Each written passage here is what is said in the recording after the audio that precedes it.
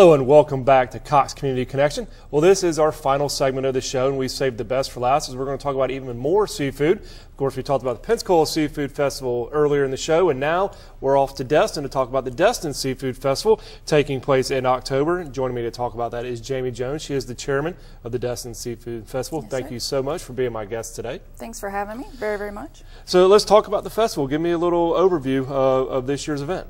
Well, it's right around the corner. It's the 36th annual festival, so we've been going since 1978.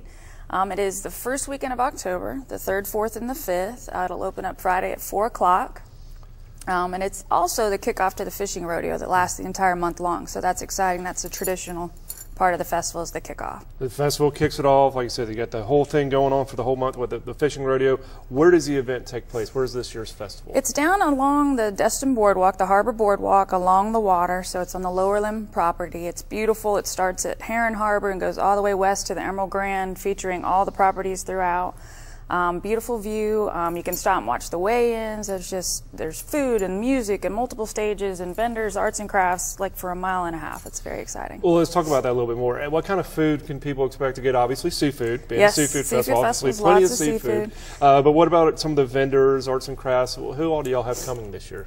Well, all of our restaurants participate, and they come and they play a role, all our people that are there year-round. Also, we have all the favorites that come in, and we've got the funnel cakes and the corn and the lemonade and you know, all the feature favorites that people look forward to year after year. And how about entertainment this year? We've got 3 different stages lined up. On the website, you can go into detail on all those lineups. The new exciting thing this year, though, is we've added a 3rd stage at Heron Harbor. So we've added a whole nother list of kind of an acoustic feel on the eastern side there. Now, of course, with the festival, like you said, there's arts and crafts, so mom and dad are going to walk around and shop a little bit and sample some food. But do you have anything for the kids to do? Is there actually there's several different areas throughout the festival for the kids. There's a pirate village that'll feature face painting. On Sunday we have a mango toss. It's our annual event where the kids actually get to throw a mango and see how far they can throw it and get a certificate. That's a big draw. There's inflatables, there's a petting zoo, there's pony rides, there's a lot of stuff that's also going to be featured on the website and on the map, so you can follow the map and hit all those events. The mango toss, where did that come from? How did that idea I think it's a derivative of the mullet toss. You know, and we wanted to do something to feature the kids and tie it into the fishing community, and it's a neat thing to watch, to actually see these young children with this fish and them, you know, becoming acquainted with the fish. And yeah, I think to clarify, it's a mingo snapper, not a mango. They're not throwing fruit, right. So that definitely makes it more. So it's funny watching the kids and the fish and their reaction, and good pictures. Absolutely, absolutely. So if somebody wants to come down, obviously you said it's on the harbor. Parking may or may not be an issue, because I know you have to block off a lot of space for the festival.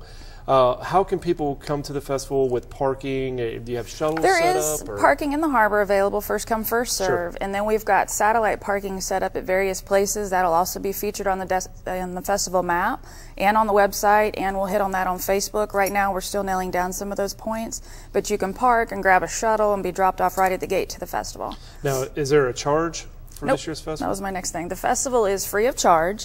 Thank goodness to sponsorships and volunteers and everybody that participates and makes it possible. There's no fences, no charge.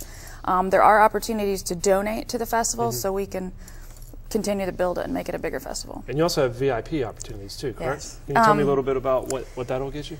There is a VIP section located right next to the city stage, the main stage, and it is a gated area where you can buy tickets and participate all weekend long. You get free beer, wine, sodas, waters, food, premium seating for the stage, private restrooms.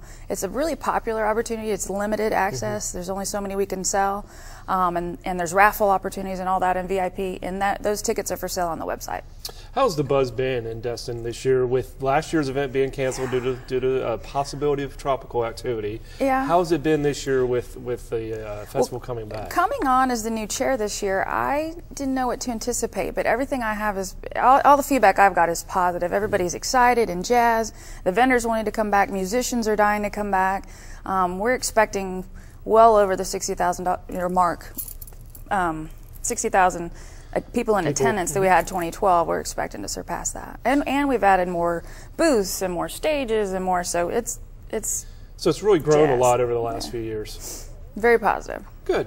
Do you have a website or a Facebook page or anything people can go and look at to get more information? The best place that we keep updated, of course, we'll update our Facebook constantly, but the DestinSeafoodFestival.org is where, that's where we first go and update all the information. You can buy the passes, you can see the maps, you can see what the music lineup is, you can see what the food vendors are, and all the meat and the potatoes is right there on that website. Are you accepting any more food vendor applications, or are y'all done? Food vendors are sold out. Okay. We've got a waiting list. Okay. There are some arts and crafts opportunities, booths that have come available because we've got additional participation from Harbor Walk property, or from Boardwalk properties. Okay, so. Perfect. Can you give me the dates one more time? We're just about out of time, but if you could.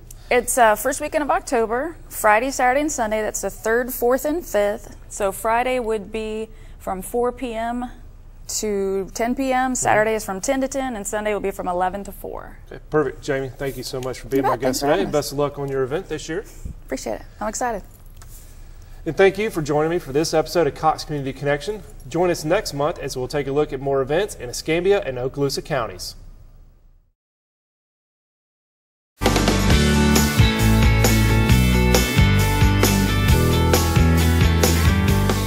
Thanks for watching the Cox Community Connection.